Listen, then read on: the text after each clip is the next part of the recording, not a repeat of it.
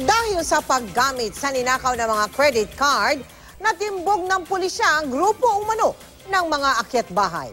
Nakatutok si Marisol Abduraman.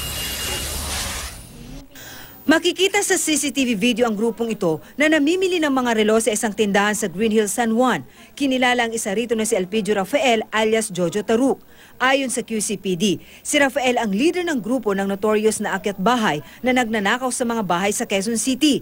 At sa videong ito, gamit umano nila ang credit card na ninakaw nila mula sa isang bahay sa Barangay Quirino 2 noong October 3. Using the credit card of the victim, talaga nakakatulong ito sa atin in the solution of the crime. Dito sila na-trace ng mga otoridad. Ginamit din ng grupo ang credit card nang magpagasolina sa kamyas kung saan muli silang nakuhanan ng CCTV. Kaya noong Biyernes, natimog ang grupo sa magkakahiwalay na lugar sa Quezon City.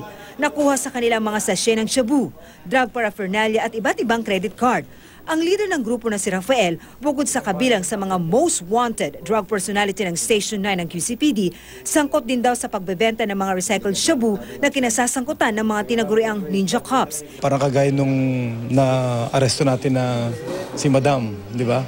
Na ginagamit siya sa pag-recycle ng shabu. So meron din ganong information dito kay Jojo Taruk. Hindi tinanggi ng suspect na kakilala niya ang mga taga-QC District at Regional Anti-Illegal Drugs noon, pero hindi raw siya nagbebenta. Kayo ang nagbebenta ng mga kuha ng mga ninja cup?